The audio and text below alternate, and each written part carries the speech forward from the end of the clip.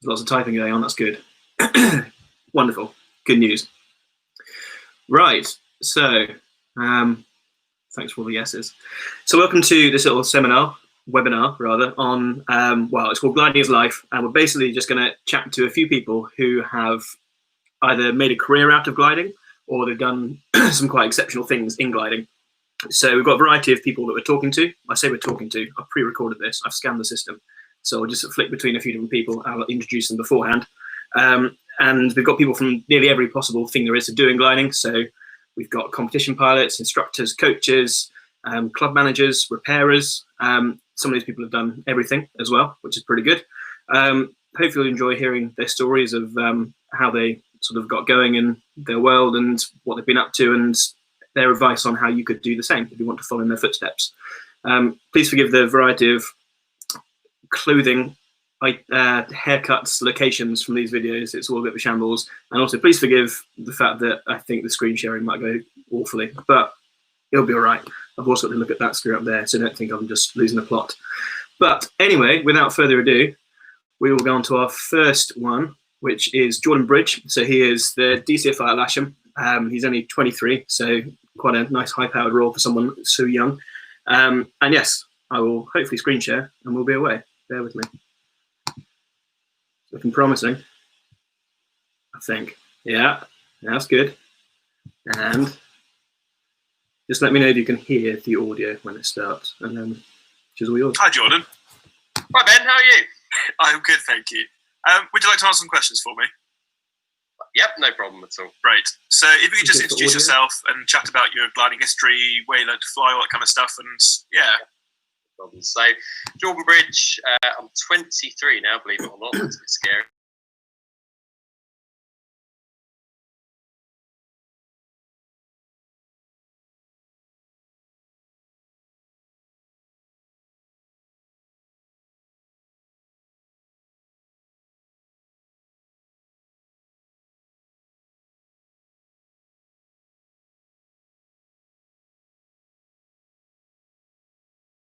And led to a trial lesson. They couldn't actually get me sat in the front because I was too light. But mic karting got too expensive. Found Lasham. I saw there was a way to learn to fly from £3 a lesson, and I learned with my mate Michael. His dad thought it was a bit of a con, really, because it sounded like it was really expensive. But when he saw the prices, he was miraculously surprised. I'm a first-generation glider pilot, and I was in the Air Cadets, but unfortunately with what happened in 2014 with the Air Cadet programme, there's not been so much flying. So I diverted my attention more into gliding, and I've learnt completely all the way from solo all the way up to DCFI at Lasham, though I have visited and worked at other clubs as well. Good. So if you just run through sort of your life at Lasham and how you got into the job and sort of what you've done and how you got there. How did you manage that? So I did my bronze in about 2013, 2014. Got the silver. I was a bit late to enter a junior nationals at about age 18. I ended up flying a K8, which I landed out every day during the Vintage Task Week, which was running alongside. But I'd done a lot of the winter series events as well, and that was a real good insight into different sites, different types of lifts, because obviously we're down here in the flatlands, we don't really get too much wave or ridge. As I got sort of past silver and towards the end of A levels, I was looking at becoming a BI. I did a season of BIing, just thought, oh, this is fun, maybe I'll just do a bit of volunteer instructing.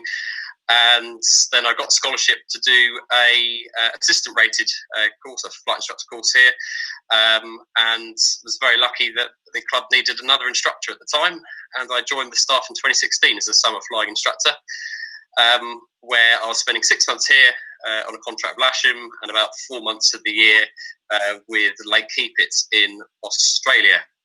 It says here, did I make a conscientious effort to sort of go down this route? Well, I guess I might have done going out to sort of Australia and to doing the instructing role just part-time here. Becoming DCFI, I don't remember saying that at school. I remember I always wanted to be a pilot or something, but I didn't really say, wow, I really want to be the DCFI of Lasham. But needless to say, it's been a real challenge, and it's been a safe haven, really, in an aviation industry that's currently in crisis. So yes, I don't think I sort of said I'll go this way, but it is a really good way to sort of push on into further careers. And people like Graham McAndrew and many other pilots have been CFIs and stuff and have gone into other commercial careers within the industry. So yeah, that's sort of my route. And yeah, 2 years in now, slowly ticking off the ratings. I don't think we quite want to be CFI for a few more years yet, though. Nice, thank you. So, what would you describe as your proudest achievement in gliding thus far? Well, this links back to sort of instructing out in Australia. Out there, we took on Hong Kong air cadets who were on scholarships to go right from having never even flown an airplane or even potentially driven a car before, and they had to go solo in 3 weeks. And that was a lot of pressure on the instructor to do that. Now, nearly all of the people managed to get that, and a couple of the ladies that I taught are now flying for Cathay Pacific in the A350, and I think that's a really proud achievement because I was there for their first solo. 2 years later, they're flying an Airbus. How I dreamed to do that as well, but it is I'm really proud of them, and that they're continuing to still remember the key stuff that we taught them. Nice, that's good. So what about your missed opportunity? What would you have done differently if you had the chance and you really wish you had done? Yeah, if you take a career in sort of professional gliding, the one thing that suffers is your own flying, and even more is comps. I've entered junior nationals. I came 6th in the 2018 one, which for somebody that flies a K13 most of the time, I was quite pleased about. But being able to go to France and Spain and do some of the comps and things like that would be really, really good. Apart from, it doesn't really mix with the job particularly well, because if I took time out of work to go gliding as well, I don't think I'd have a girlfriend at all. So that's my real main opportunity that I've missed, has been the comps. I hope to do that a bit later in the gliding career, but it is something. There is such a thing as too much gliding if you do this as a job. Yeah. So if someone was aged 18 or 21 and just out of education, they're looking to go down and do something a similar path to what you've done, what would your advice be? What would you suggest they should start with? Well, hopefully, if they've got into gliding at a similar age to me, which is about 14, 15, and I mean, I started working at Tesco. I don't come from a particularly rich family, and so start working as early as you can and mix it with A-levels. I probably could have done better in my A-levels if I hadn't been working so much, but just get some sort of savings behind you, so you're not having to worry about, oh, can I afford this month or that month. Get some scholarships as well.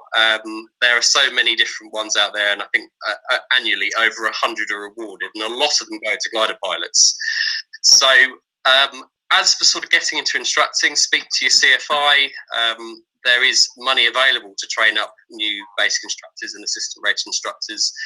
And quite often job opportunities do come up. There's one at the moment out for Cotswold. I believe Bognor Regis are looking for an instructor. Other clubs will be due. So if you are looking at a year out, maybe you're not going to go to university quite yet, then consider that. It might not be the most highly paid role in the world, but you'll have lots of fun, bit of free gliding time. You might get to go travelling up to Australia as well. Getting involved in gliding management, very niche area. Very few clubs have sort of the structure that Lashman does. But my advice is just stick at it and just, you do have to put your heart and soul into it a little bit.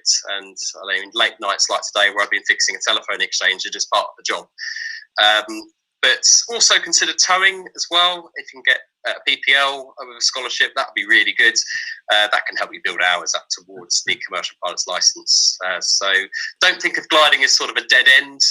It can really set your CV up to be very useful in later life. Nice, I like to think so. And finally, who is your gliding idol and why is that? Unfortunately, he's no longer with us, but Matt Wright, who was just an absolutely superb guy. I only met and flew with him a couple of times, never in the same glider, but I flew with him on the South Downs and also a little bit at Devon and Somerset and North Hill. Just the boundaries he was able to push to go cliff soaring, even if he did end up in the drink once, to be able to go ridge soaring, and just some of the videos he took. I think it's not just me, but he was an inspiration to lots of us, and it's such a shame he's no longer with us. But the spirit lives on with some of the adventures that go on at Denby and other sites in exploring new ridges safely.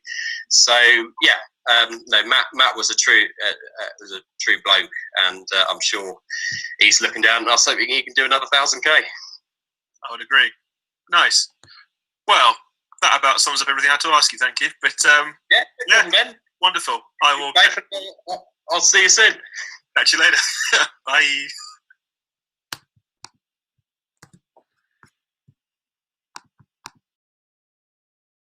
That was Jordan. I think he's in the comments. He said he would be. So if you have any questions for him, just fire away. And I think I can see 2 Jordans lurking. Excellent. So yes, he's got now. Just one Jordan now. So yes, ask any questions you have. He'll do his best to answer. Anyway, the next one we're going to go on to is a man called Gordon MacDonald. He is the Chief Technical Officer of the BGA, so he is the big dog in charge of all the maintenance that happens.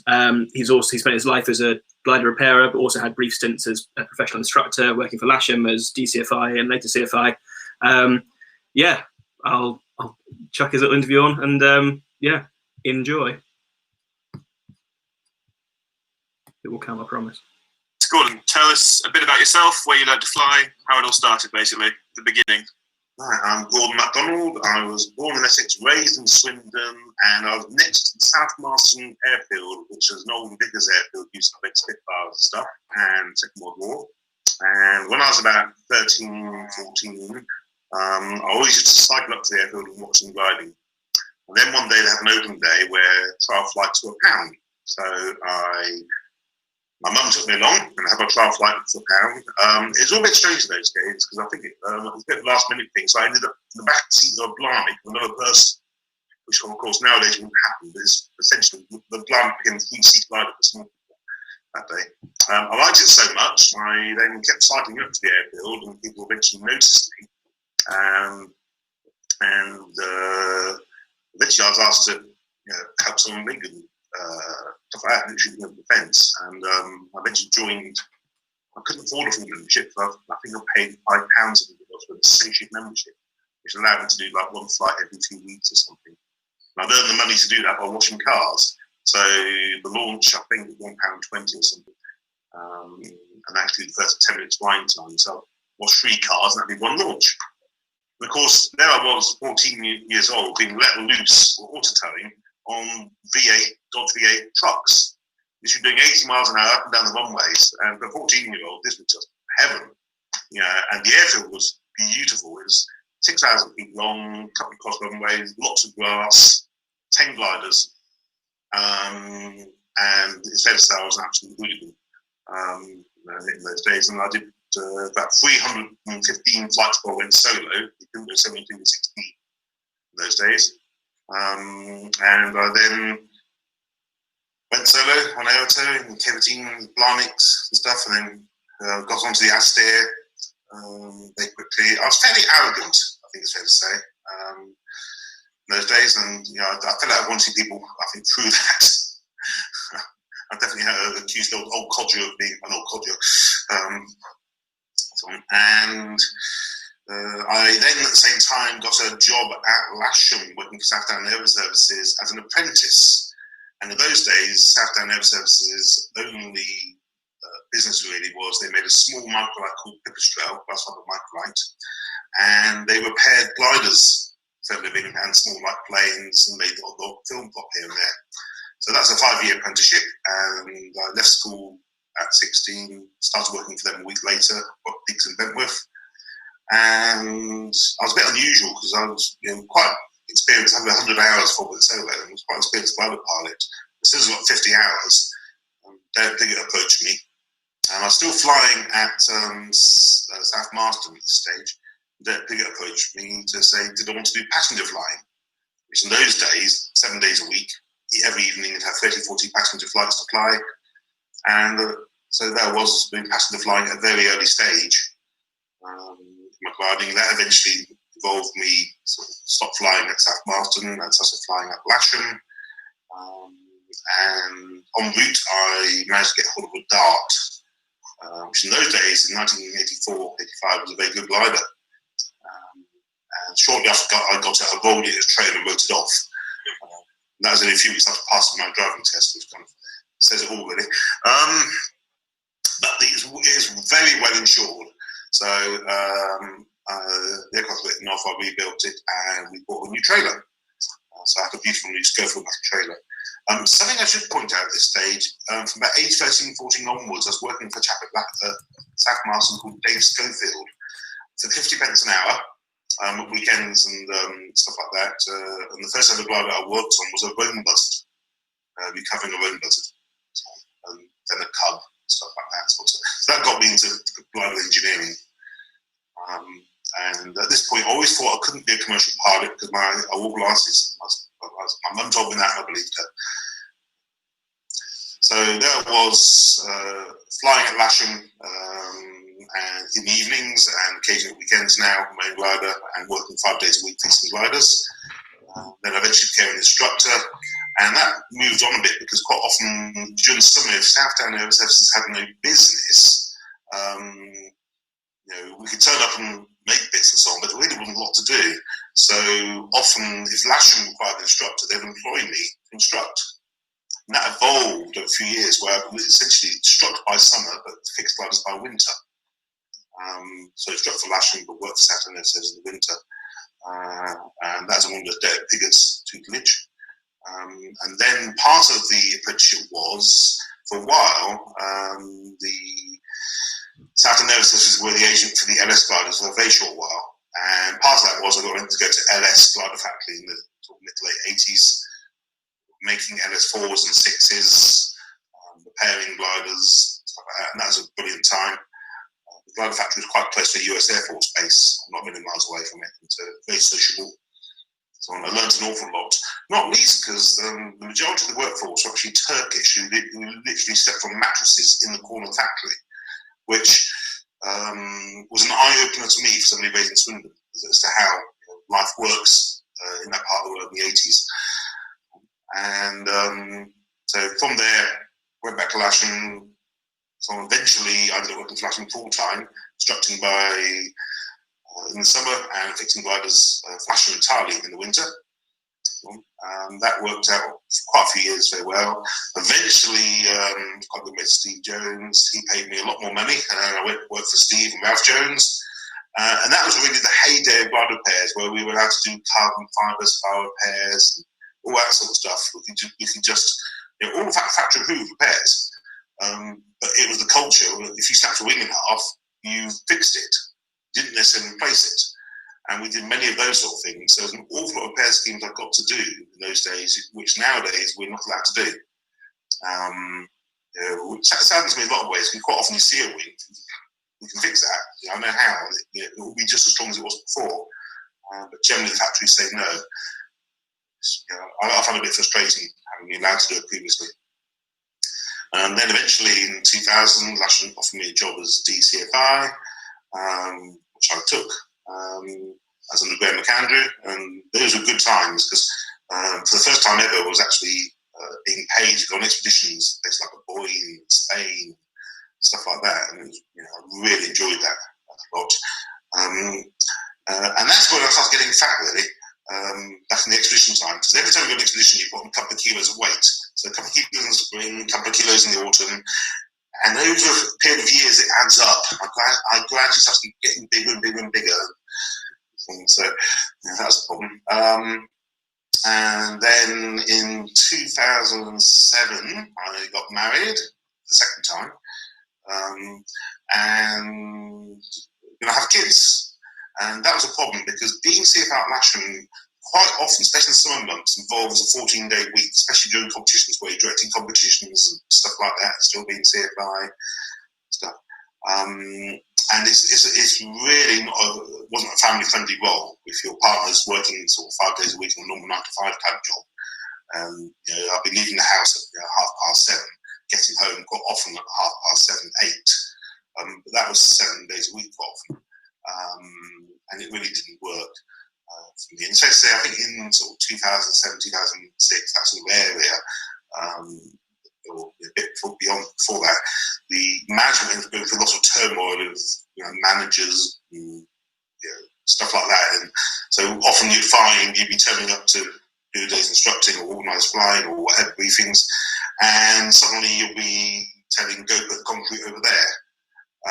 And for me, it just didn't work being a manager type CFI. I just wanted to do the flying aspect of life, really. And also, we had a big culture change. The internet came in.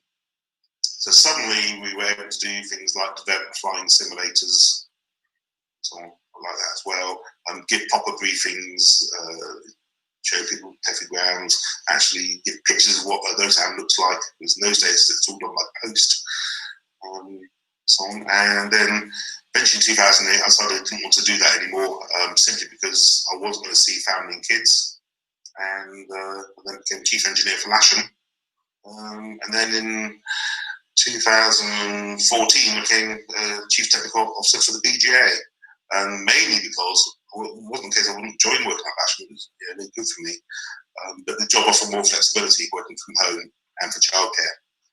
That's the main reason. Nice. That's a summary of my career, really, so far. Thank you. That's perfect. So out of all of that, what would you describe as your proudest achievement or crowning glory in gliding?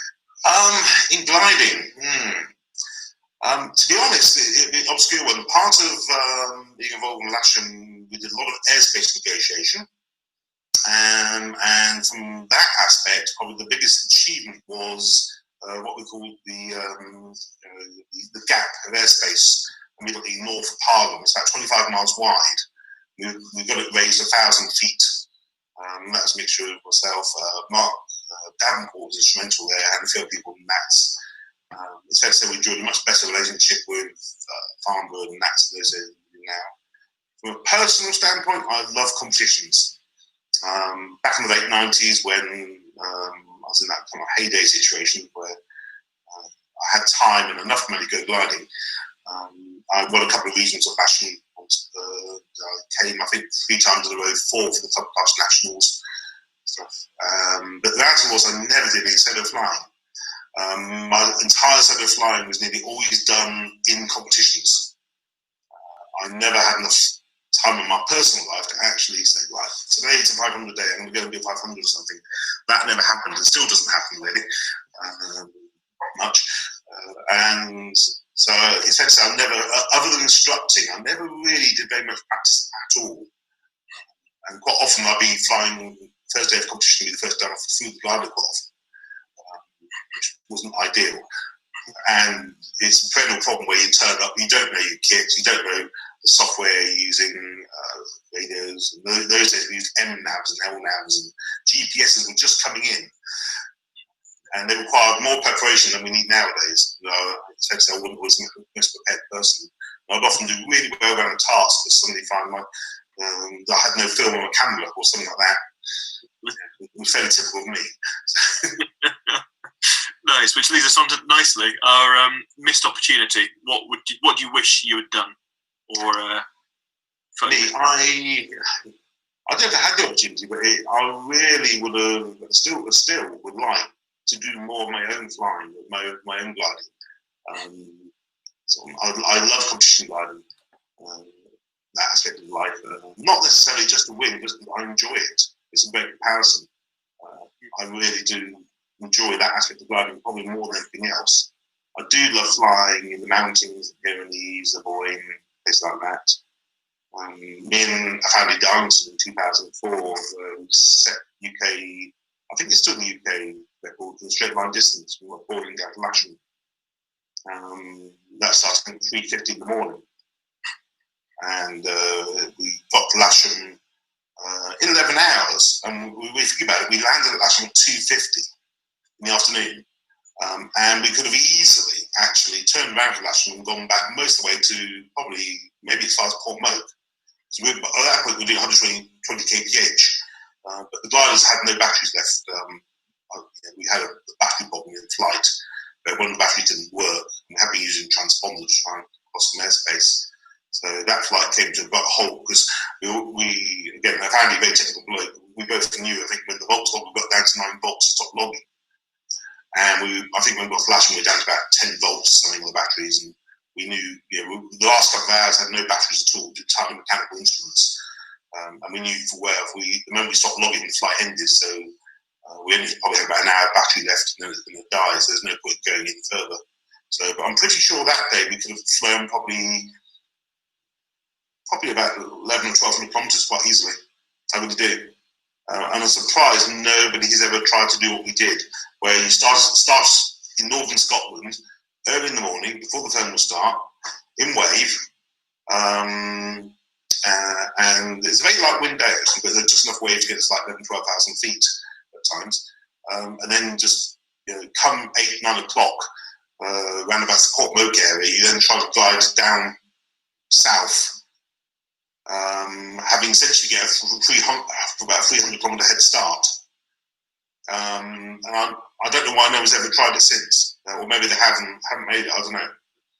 It's certainly a lot of days where it's doable weather-wise, and I'm pretty sure you can easily fly 1,300-1,400 kilometres in the UK by doing that. Nice, that is cool. I'll give it a go. So I guess my proudest achievements, probably that flight was a good one, but as me and Andy shared it. Airspace, the Gatwick Gap as we called it, and personally, winning some competitions. I really enjoyed that. Nice. Good. And so if you wanted to offer someone who was looking to follow a sort of career in gliding, let's go for gliding maintenance and that kind of side, because I guess that's probably what you've done for another half of your life, whatever. What would you suggest if someone wanted to get into that and go and have a crack at that for a living? Learn German, goes to the Gardner factory. To be honest, the single-mindedness, don't be knocked back, don't believe people when they say you're rubbish and can't do these repairs, that sort of thing. And nowadays, I would say the biggest opportunities are, I think a lot of factories do have jobs going. You'll learn lots, not just how to make them. Making a glider is far, far easier than repairing a glider. But it really tells you what's inside it and gives you a lot more base knowledge when you actually make the gliders day in, day out, especially about quality control and how to use fixed amounts of resins and stuff like that. And then eventually, if you move on to do repairs in factories, it's even better. So in terms of apprenticeship, that's a really good way of doing things. But quite often it's a one skill set. You won't learn about wood, stuff like that. Actually buying a written off glider of some sort, preparing it under supervision, that's an extremely good way of learning as well.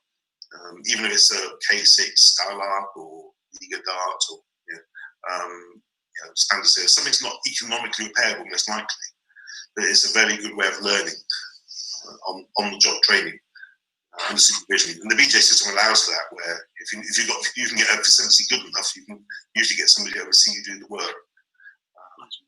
Lots of the guard repairers do offer employment, but often it's piecemeal because they're only busy when they've got working gliders, so it's difficult. Okay, cool, thank you. And finally, just to round us off, who is your gliding idol and why? Your hero? Ooh. John Williamson is right up there.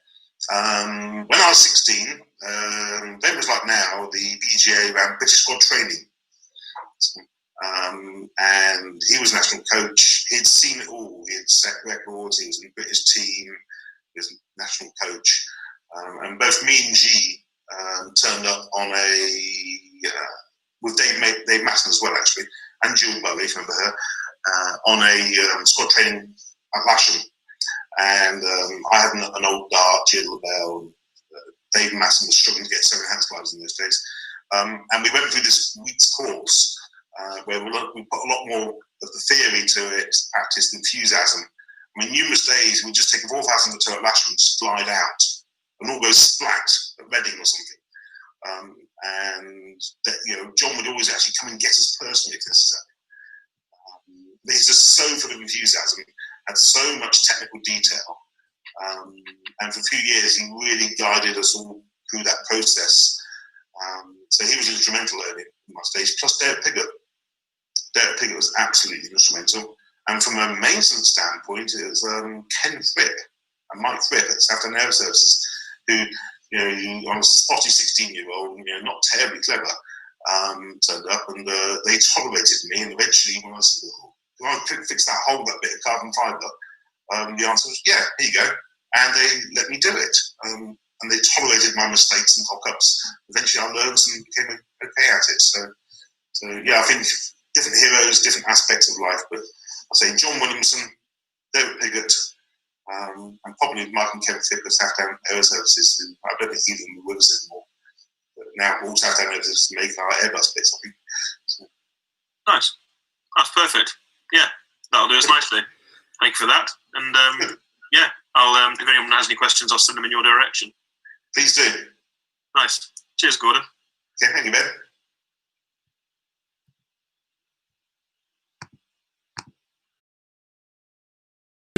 Cool. Right, that was Gordon, as you now know. The next one we have up is a guy called Brian Spreckley, who some of you might know as he's a British team coach. He does a lot of the stuff with the junior team. He only touched on it very briefly in this little interview, but he's also world champion and he won the 1987 Worlds in Australia. He's done all sorts in gliding. He's run clubs in the UK, started clubs abroad. He's done everything. He's a really interesting guy, and here's just a quick little interview with him that tells you, what he's done and a bit of advice about what he'd recommend you do if you want to go and have a crack at doing something similar yourself. So we just wander over this way, just screen share. Oh, it's all going wrong, isn't it? Come on. Ready? Hello, Brian. How are you doing? I'm fine, thanks, Ben. Good.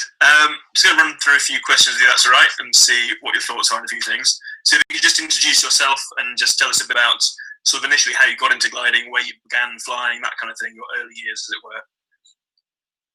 Yeah, okay. Most of the guys know me from coaching and stuff like that. But it's a long story. It's a long way back. I got into gliding with the cadets. And typical story, went solo at 16, all of 15 launches in a T-31. So it was a good start. And then got kicked out of the ATC and joined Lincolnshire Gliding Club and went from a succession of little bog sites in Lincolnshire until I started the gliding club at Saltby, the Buckminster Club. And then became CFI there straight away. About 22 then. 2 kids and a mortgage, so shape up, you guys. 2 jobs to pay for it all. But when I was about 23, somebody suggested, it was Naomi Christie suggested I apply for the job at BGA, National Coach. And I thought, well, that's a crazy idea, but I didn't like the job I was doing at the time anyway. So I said, okay, we'll do it for a year and see how it goes. And never looked back there. And then, as far as gliding is concerned, there's 7 years working for the BGA as national coach, but spent all the time when I wasn't working flying mostly SW20 in nationals and competitions. I'm very keen and still flying at Saltby. And in that time, I became quite regular at Booker. And in 1981, 81, there was a problem at Booker and the club was bankrupt and British Airways were trying to get rid of it and close it all down. And the guys there rang me and said, look, we've got a chance to take it over, to turn something around here and make it work. Would you come and run it for us? So I said, yeah, sure, I'll do that. I'll leave the BGA and we come to a bankrupt club at Booker and see how we get on with it. Anyway, it was fun. And the condition that I applied to the job was that I didn't have a committee to tell me what to do. And that was fine. And Alistair Kay was chairman, and he was a very good chairman. And he protected me from all the usual stuff that goes on in clubs. And I spent 7 years there. And we turned that around and became very successful over the 7 years. 500 members and all the rest of it, 14,000 toes a year and things. But then in 87, 86, Jill and I got married and I won the World Champs 87 and we decided we needed to do something else. And actually we decided to give up everything. We got a bloody great big old wooden boat. We set off to sail around the world or somewhere and didn't really know where we were going to go. But after about 6 months, 7 months, having got beaten up by a storm off the south of the coast of Africa down near the Canaries, we decided probably we didn't really want to do this after all. And had an idea to set up a club. And so we'd already got a second home, a derelict cottage near the airfield in Leblanc in France, where they made the Pegasus. And we rang some mates and said, look, we'll organise some gliding there next year if you want to come out and fly. And that's how European Soaring Club started. And it got quite a good uptake. And at that time, there was really quite a demand for people who wanted to progress, because in the days when I was coaching, I started the cross-country club, the cross-country courses for VGA and instructors, started the Centres of Excellence training scheme with George Lee. And then at Booker, we did a lot of advanced training, and there was obviously a big need for it. And so with the European Soaring Club, we focused on people who were really motivated, who wanted to progress, but they couldn't really do it with their own clubs so quickly. They didn't get the right support, maybe the right help, maybe the right environment for doing it. So we tried to create an environment for people to really progress. And that started at LeBlanc in '87. Nice. Okay. So if you say talking to someone who is 18, 21, fresh out of education, they want to go and make a life out of gliding, which I guess you've done, really, where would you suggest starting? Would you have any sort of sage advice that you'd offer to say you should probably go and do this, or think about doing this, or tick this box kind of thing? Well, yeah, there are. I mean, there are two routes you can go, really. One is the repair route, and you can become a gliding bum and repair gliders, and do Jake's doing, all these guys, and find new skills in fixing them, which is a job which allows you to work in a gliding environment and do a lot of gliding. You can become an instructor but to do that, you need the skills. If you want somebody to pay you to or to spend their money with you, they need to be getting something back. And they're going to look for a couple of things. One is your experience in doing it. So you're going to have to build a reputation. And the other one is, are you any good at it? And as G has shown, and he's done the same sort of thing. Once you prove that you're reasonably good at gliding and you know what you're doing, and you're also prove that you're not bad at instructing, then you can set up doing something on your own. But to get there, you need to work for somebody. You need to work in a gliding club. You need to become part of the scene. You need to become respected. And you need to find out how to handle people, because it's all about handling people. And you need to find out what they need and how to give it to them. And I think that's the first step, is to decide which way you want to go. And if it's flying you want to do, you try and get a job. Even if you start as a course instructor, that's how most people started. And then you work your way up from there. Nice. Okay, and how about things that didn't go quite so well? Have you got is there one key missed opportunity you reckon you should have taken, or have you got a regret that you feel you really should have acted on something and you never did, and for whatever reason it would have been good?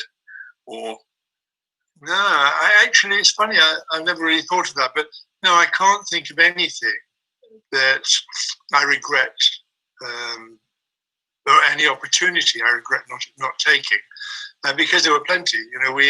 We were offered to take over the airfield at Puy-Masson. There were all sorts of opportunities like that came along, but we decided to pretty much plough our own furrow, mostly because we wanted to keep away from people telling us what to do. So we would concentrate on flying at places where there wasn't anybody controlling it, like in Sardinia and in Ontour and in LeBlanc. And we usually moved on. Once the place got established enough that it started to get a little bit of an administration and a hierarchy, then we'd move on somewhere else and break some new ground. And actually our members enjoyed that as well, because they enjoyed the sense of adventure. Okay. And what about your proudest achievement in gliding? Have you got something that you would say, yes, that is what I will take to the grave as my sort of crowning achievement? Is there anything in particular? Yeah, I don't know about that. I'd have to think long and hard about it. There's no one thing. I think that there's a couple of things I'm really pleased about. I'm particularly pleased that the club at Saltby is still going well, having started that. But the Interclub League, I started the Interclub League, and that seems to keep moving on and doing quite well. And the university competitions, started that with a couple of mates in Nottingham back in the 70s. So all of these things are nice to see that they're still going. Some things aren't still going that we started, But it's all of these things give one a great sense of achievement. The ranking list in the IGC, for example, it's like that. And I think the biggest achievement, I think, was persuading people in the BGA that soaring wasn't a dirty word, that you could go cross country and you could fly. Because when I started, people who flew cross country were considered to be nutters, some sort of weird people who were tops who just took risks and had no idea. And it took a long time to persuade people in clubs that actually that was what it was all about. That was the sport. And I'm really pleased that attitude is now absolutely set in gliding, and it's prevalent, and it's very nice that when the guys come out applying the coaching and things, and the people we meet now, they just take it for granted that that's what gliding's about, and it's great because it is. Okay, nice. And then to round off our mini interview, who is your gliding idol and why? Tricky. I think probably I had two great heroes, actually. Unfortunately, neither of them were with us. One was Helmut Reitman, and the other one was Case Musters. And Helmut Reitman, because of his total dedication to soaring and his great character and sense of humour, and he was really fun to be with, and we got on really well together because we were both in the similar environment at the time. And unfortunately, Helmut was killed in a collision in the Alps. And the other one, Case Musters, because Case was the best fun of anybody you could be around in gliding. Yeah, he was a complete, total and utter loony. And he was a fantastic pilot and had such a good philosophy that he didn't worry about anything. He didn't care about anybody else or what they thought. He just did what he thought was right. And he was he was a great philosopher in gliding, and he taught me a lot about that. And I still think about Case a lot when things happen. Great. Okay. Well, thanks. I suppose it's sad that none of the heroes are still living, but that's the nature of the sport. You have to take care. Yes, I guess so. Well, that is about all I had to ask you. But thank you for your time. It's much appreciated. And yes, I will see you again, hopefully, at some point soon. Okay, Ben. Thanks very much. Thanks very much. Catch you later. Cheers, Brian. Bye-bye. Okay, so we're coming back. Come on, camera, you better than this. Lovely. So that was Brian. We're on to our penultimate one now, which is Tom Ascot. So he wasn't making a career in gliding as such. He sort of worked his way through the junior world. He's won the junior worlds in 2015. He won the Europeans last year. He's off to go and fly the World Championships next year. He's relatively young for gliding, so that's nice. So anyway, without talking too much, I will wander over that way, and we're into Tom. All yours, Tom. Hi, Tom. Hi, Ben. I'm going to ask some questions, if that's all right. The first of which is if you just introduce yourself and tell us how you got into gliding, where you started, that kind of thing, at the very beginning. Sure. Okay, so I'm Tom Ascot. I'm 27, and I'm the current European gliding champion, and I'm also ranked #1 in the UK at the moment. So yeah, I suppose a bit about me. I grew up in South London, near an airfield called Kenley, and when I was about 12, my dad took me up to the club to have a go at flying in a glider. I'd always had quite a big interest in aviation, and yeah, sure enough, I loved it straight away. And so I used to, from then on, I just used to cycle up the club up school, so I wasn't far from home, or during school holidays to go gliding. I remember as a teenager and stuff, I used to during the holidays and stuff, I'd drive the winch. In return for that, I'd get money in my flying account, so I could learn to fly or fly the club single seasons and stuff. So that's kind of where I started, really. And then, so after that, you obviously got into competition gliding. If you give us a sort of quick run through how you got started in that and where you've ended up and how you've done it, just sort of what that route's been for you. Yeah. Whilst I was still at Surrey Hills Gliding Club, Kenley, it's quite a tricky place to sort of progress into your silver badge and beyond, really, because it was quite airspace limited. But thankfully, there was some really keen instructors and members, particularly a guy called Steve Codd, who's the auto instructor at the time. Every year we'd take the club's two-seater away to one or two competitions in the summer, and that's really how I got my first comp experience. So flying on two-seater with an instructor. A few club members who like taking turns the days that we flew, but that was really good experience. Just like learning how starts work, how finishes work, how tasks work, how the navigation works. I think we learned it out. We didn't do very well, but it was really good experience. And yes, some of the members there as well were really helpful to me in helping me take one of the club single seaters away on an expedition. So we went up to Granston Lodge in Cambridge, and that allowed me to do my service duration and distance in one of the clubs at K8. That's how I kind of got started with my cross country and competition experience. Then when I went to university, so I joined Imperial College Gliding Club, which is based at Lasham, and was really, really lucky that the club has some nice single seaters and a two-seater, and fly out of one of the biggest and probably best gliding clubs in the world. So that's kind of really when I was able to really progress my cross country flying. So it's just an awesome facility to be able to, basically get a really good briefing in the morning, get a really good task in the morning, get a launch whenever you want, and then go and fly the same sort of tasks, and go fly with all these amazing pilots, British team pilots, and all these people with so much experience, and even just talking to them and getting tips off them.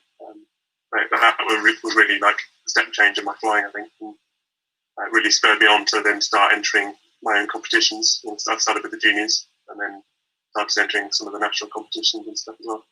Yeah, really spurred me on from there.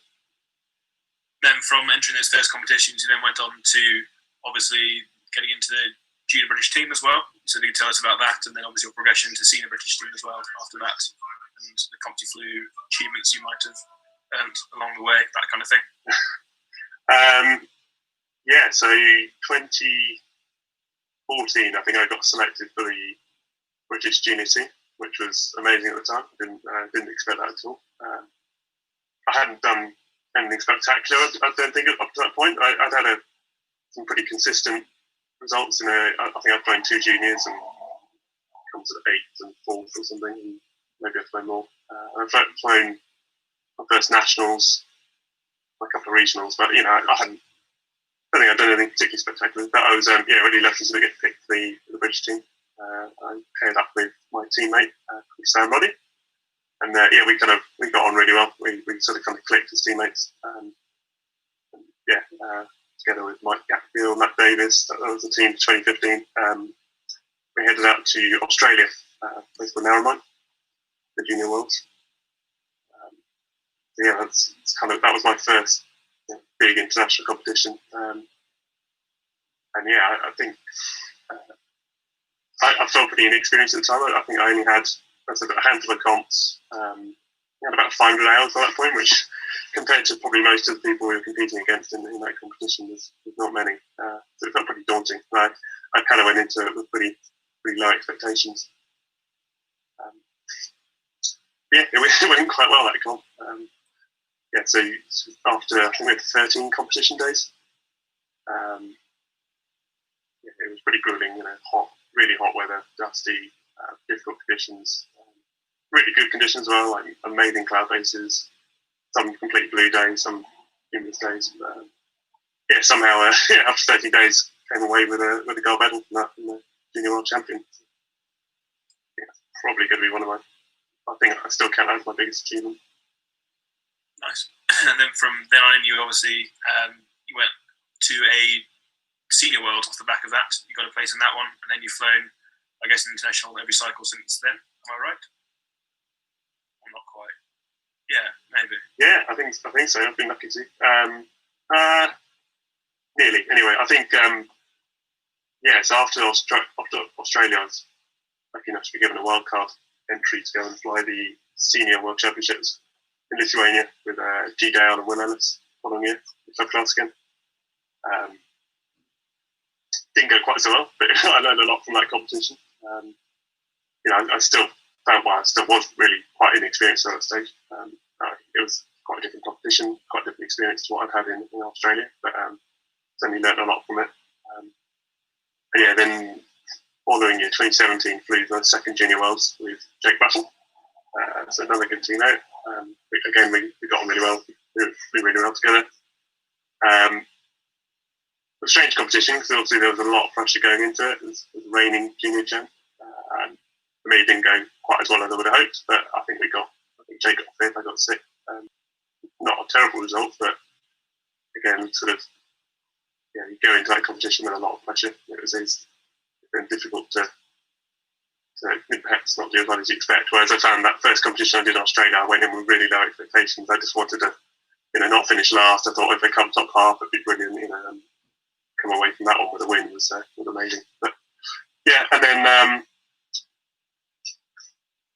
I think I had a little bit of a break, but I got selected for the 2019 European Championships, flying again with G Down. So G and I, unusual pairing. G's like super experienced, loads of hours in flying for years and years. But we got to get on actually really well, and really good teammates. We flew the Europeans in Proudest, Slovakia. So it's kind of semi-mountain comp, the Tatra Mountains, but then also a lot of flat land flying down to towards Hungary as well. But, another awesome comp. I think again we flew 13 out of 14 days. So hugely like draining and tiring, and a lot of sort of have to be quite resilient physically and mentally. But it was fantastic competition, and G and I managed to come away with 1-2 in that competition. So, very lucky to call myself European champion at the moment. But that's kind of where we're at really. And so I'm paired up with both G and Jake, so two of my former teammates. Together, the three of us make up the club class team for the next World Championships in France next year.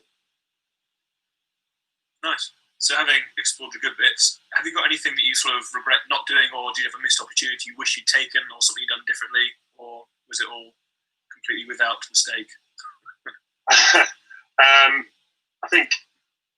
I wish I could have started flying comps a bit earlier, started flying the juniors a bit earlier, but part of that, that's a bit easier these days because you can go solo a bit earlier than you and I did when we started. I think other than that, maybe I just wish that when I was still a student or had a bit more time off, I perhaps wish I'd taken some time out to go and do something like go and do a season in New Zealand as an instructor, or even just on the ground, but trying to fly when you can or something. I look at people that do that and think, it's a really amazing opportunity. Maybe something I won't get to do anymore. But otherwise, no, I think particularly when I was still a student, I just generally try and fly as much as I could into as many competitions as I could. To make the most of it. So off the back of that, I guess you sort of give that kind of advice to someone that's just fresh out of education or whatever, or just sort of, getting started in gliding, and they want to go and do what you've done, sort of get in the team, sort of try and do at international level. What would you suggest to them, and what would be a good place to start, and what should they try and tick off along the way, kind of thing? It sounds really cliche, but the biggest bit of advice I can give is just fly as much as you can whenever you can in all conditions. It's so much of it is experience based, and the more you can fly, the more opportunities you'll open up for yourself. But I would really encourage people to, once they, I think in gliding I think lots of people at various times can find like the training system quite hard work or quite tedious, but you've really got to really try and focus on hitting those goals of sort of bronze, cross country, silver, whatever it takes to get those done, get them done, get them out of the way, because you kind of that opens up a whole world to you, and suddenly you've got your license, you've got your cross country dorsum, you've got your license, and you can start flying cross country. That really, that's really what gliding's about. It starts to open up for you. I think, fly whenever you can. I'd really encourage you to try some competition flying. If you can find people to fly in a two-seater with, that would be ideal to start with. Start getting a flavour for it, or even just going to help crew at a competition, or just go and help out or see what it's about. I think missed it. Competition flying's not for everyone, but personally, I think it's amazing, and I definitely recommend that people see what it's all about. I think that'd be my main advice. That's perfect. Thanks, Tom. And thanks for your words of advice. And I'll catch you later. Cheers. Cool. Now for our final guest, we've got G Dale, the ever charismatic G Dale. He'll be chatting about what he's done in his gliding life and a bit of advice and all that kind of good stuff along the way. So just bear with me. I just still haven't polished this, have I? Right, G's up. All yours. G, good evening. How are you doing? Yeah, well, I'm good. Good. Just a few questions for you, that's all right. Give me just give an introduction of yourself, how you got into gliding in the first place, where you learned to fly, that kind of thing, just sort of the earlier stuff. And tell us about yourself, really. Okay, well, I suppose a lot of glider pilots know who I am because I've done so many jobs around the gliding scene.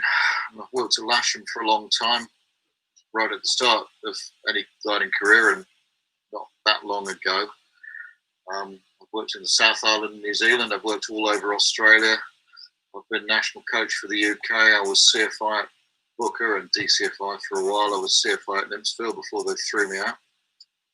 And so now I'm flying with the team. So what happened was I read a book. That's what happened. When I was about 13, I read a book. The Philip Wills books. He wrote a couple of great books. I think one was When Oboes Fly. I can't think of the title of the other one.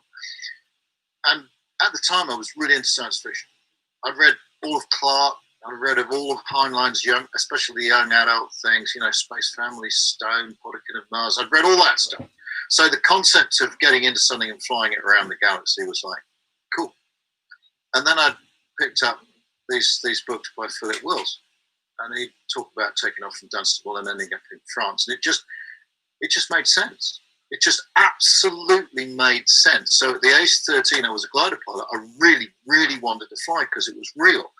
And I didn't have the wherewithal to do it, of course. And then at the age of 15, my mum, my charming mother, took me to the local gliding club. And I spent all day waiting to fly, and eventually they took me for flight in the tug, which frightened me to death. Absolutely scared me witless. Very noisy, no headset. And especially the bit at the end where the pilot went, God, teeth.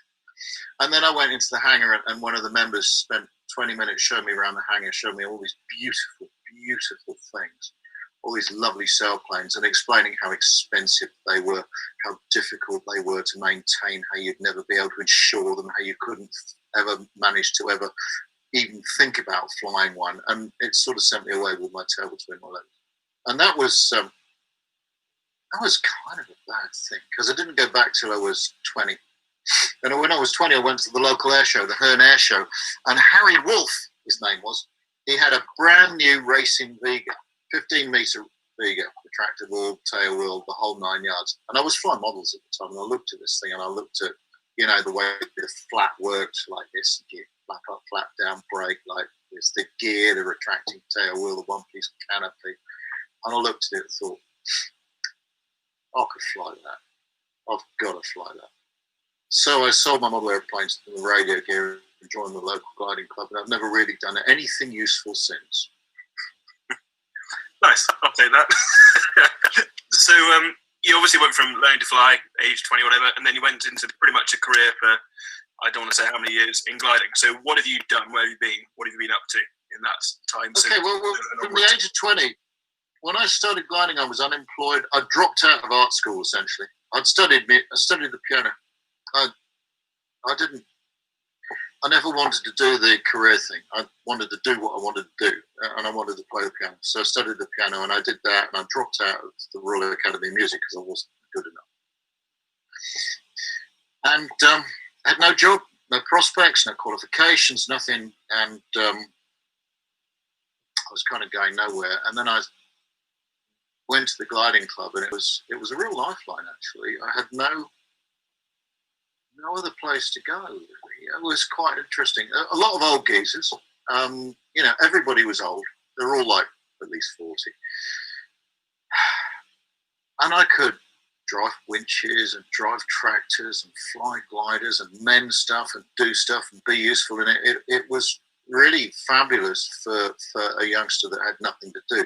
So no idea really, and quite socially inept as well. So I did 6 months of being a glider pilot, realised I needed to make some money, couldn't get a job, no jobs, there were no jobs for someone like me. So I started teaching the piano, made my own business, did that for 10 years, taught kids for 10 years, and it drove me absolutely barking mad. But I'd teach 6 days a week, and when I took somebody on, I'd say, I'm going to have Sunday off, and I'm going to have one other day a week off. So I might catch you the night before, and if you don't want to do that, then I'm not taking you off. And so I do 2 days of flying a week, and I've had K6, another Bell, and a Yantar 1, Yantar 1, and a DG200, DG202 17, which was great. Anyway, come the age of 30, I got married. Anyway, so I got married, and I needed to move on.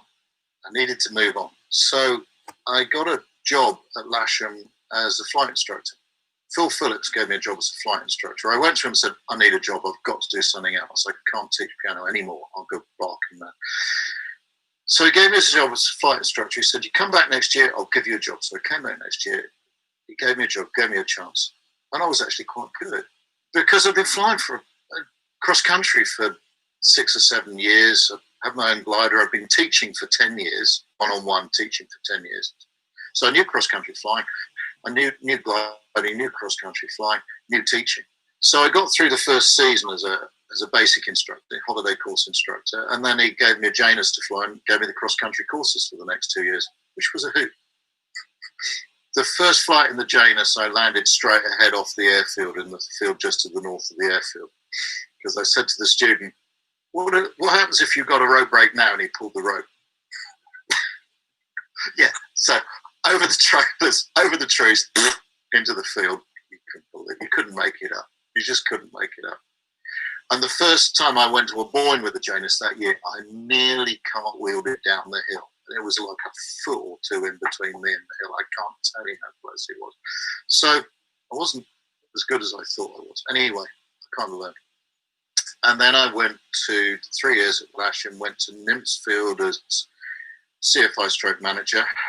That was really funny because they thought they were getting Mike Keamy. And the chairman actually employed me, which was a real surprise to everybody, including me. And I turned up and they were all horrified. So that lasted about 18 months. I don't blame them. Mike Keamy was much better than me.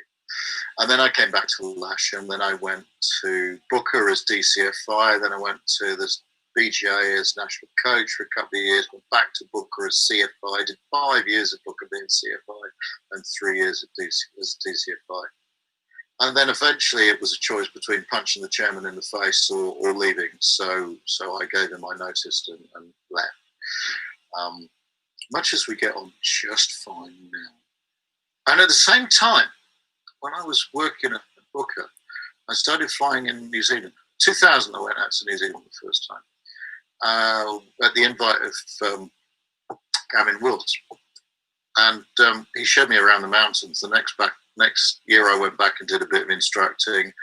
The next year I remember him rounding on me one day and saying, I am not going to buy you a duo discus. And then about 6 months after that, he called me up and said, gee, I've got this duo. So I ended up helping Gavin build the business at Glider Marima.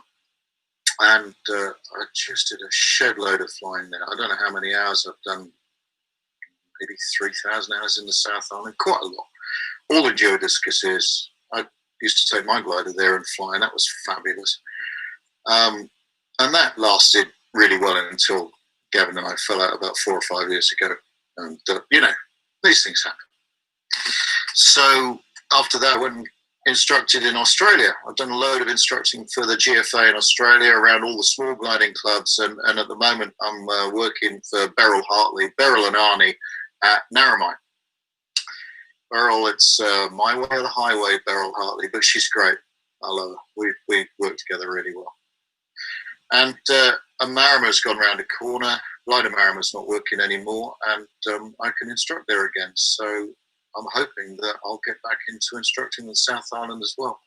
So I don't really work much in the summer. I do a little bit for Lasham occasionally. I do a load of competition flying, and I make most of any coaching income in the Southern Hemisphere, and that's the way it will stay.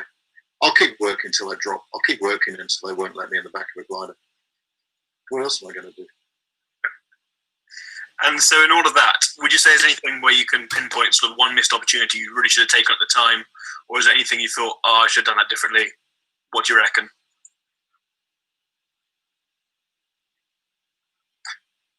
Getting married wasn't a great idea for either of us. Probably the missed opportunity or the screw up was not really mine. I'd quite like to have ended up running the gliding operation at America, but the guy that owned it, Gavin Wills, didn't really want to let it go and let somebody else run it. He just couldn't back away from it. I was probably the shoe-in to actually run the soaring side of it, not the business side of it. I'm a hopeless at business, useless at business, not interested in it. But Annie and I could have run the soaring and the towing, and I'd like it to have gone that way. So that was a big disappointment.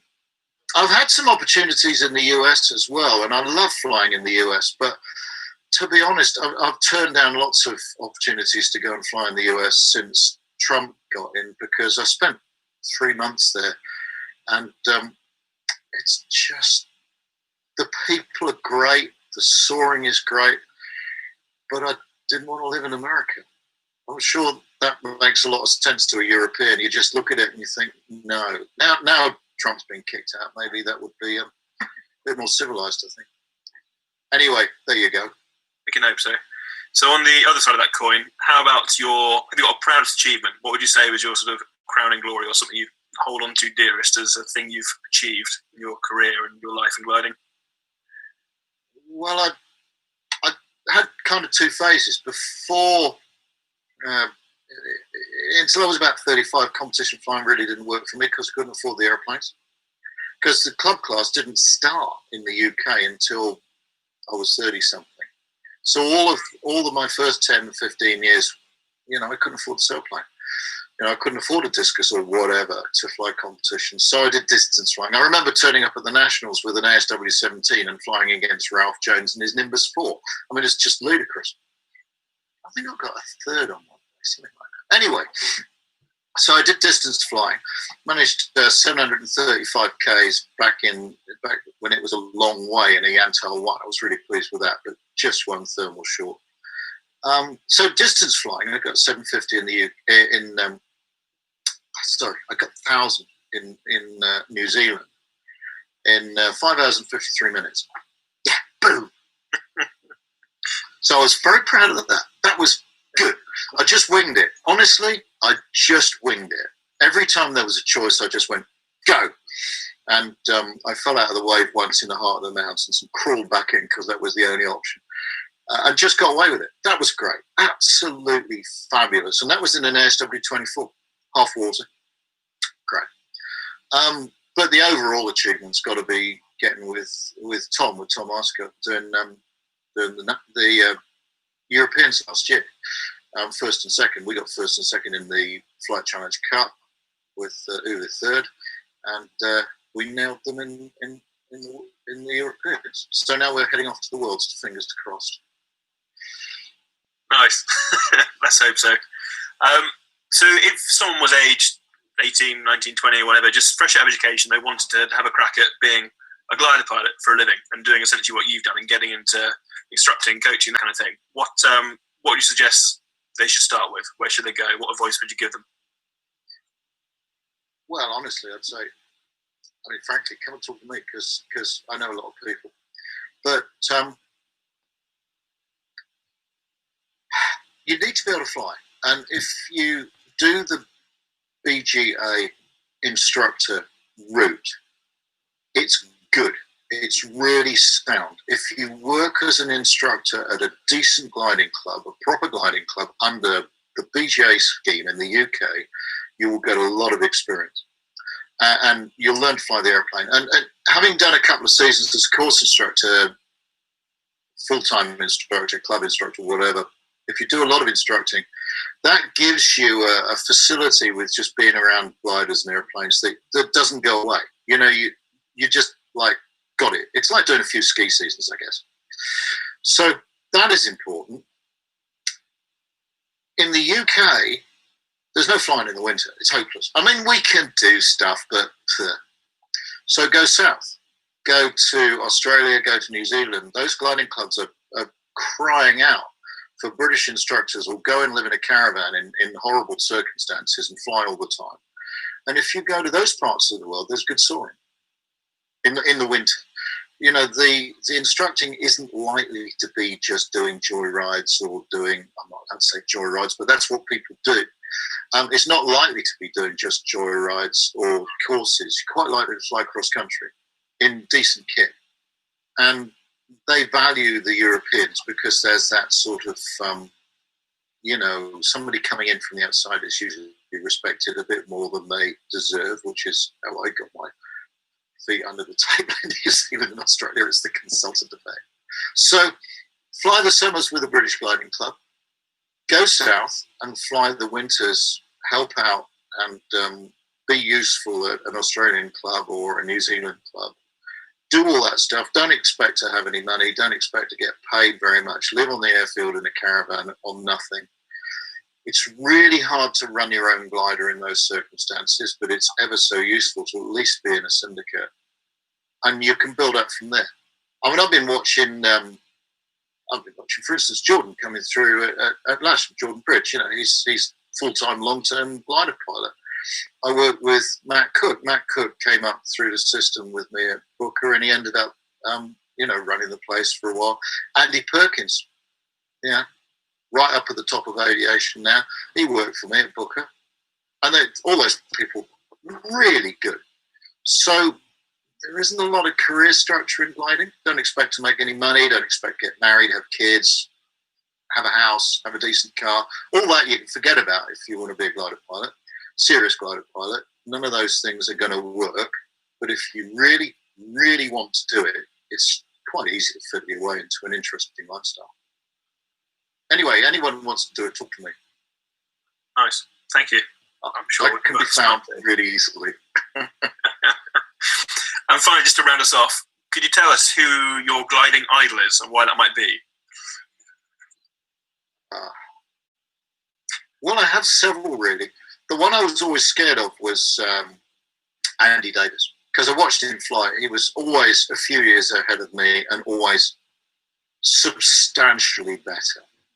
I mean, we might have a tussle if we flew the club class together, but he was always better than me. And I've always looked up to Andy as being the best competition pilot I knew in the UK.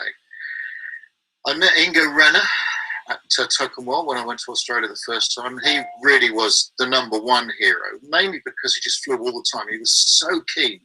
You know, he'd fly all week and then he'd get his little discus out at the weekend, cram himself into it. He didn't even have room for a seat cushion. He was sitting in there like that and fly all weekend. And he was just magnificent pilot. Absolutely ripped their lungs out in the Australian Nationals for years and years and years. So he was heroic. I've worked a bit with Terry Delore, wonderful pilot. I've worked a bit with Klaus Holman, brilliant. And of course, one of our great pilots who you don't hear so much about these days is Chris Gardner. You know, Chris would come back from somewhere and you'd go, "Where'd you go? Where'd you go?" And he'd say, "Oh, well, I've been down the Land's End and back."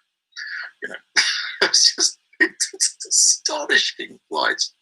But out of all those, the one that just crushed everybody for a period of time was Ingo. I suppose Cower crushes everybody now, but the world's moved on a bit. Ingo was just heroic, just brilliant. He's such a nice chap. I landed out at Carratool one night on a 750, 250 k's out, for God's sake. And I phoned him up. I said, Ingo, I've landed at Carratool. He said, well, you can't send the tug tomorrow, yeah? Boom.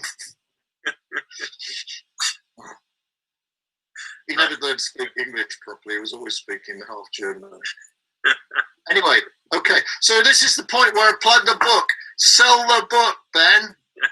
Yes, G's written a book. He's written 3 books, actually. And it will take you from, I guess, the beginning of gliding to the end of gliding, pretty much.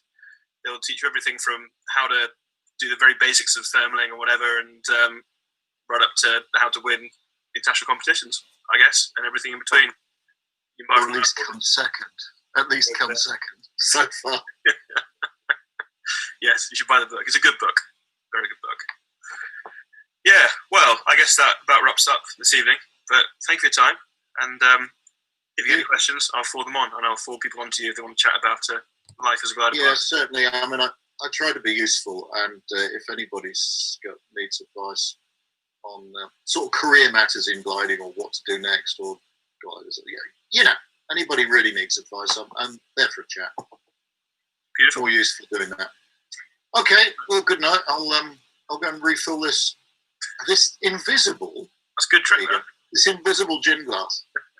Beautiful. Enjoy. Cheers. Cheers. Good night, mate. See ya. And that was G. Thank you for sticking with it. I hope you learned something from these people. They're pretty good at what they do. If you have any questions for any of the people that were in it, just send a message to, I don't know, anywhere, UK Junior Gliding page, and we'll get you in touch with these people if you want to chat with them about anything to do with careers or anything they've done. Yeah, that's all. Have a nice evening. I won't keep you any longer. And see you later. You're free to go. Cheers.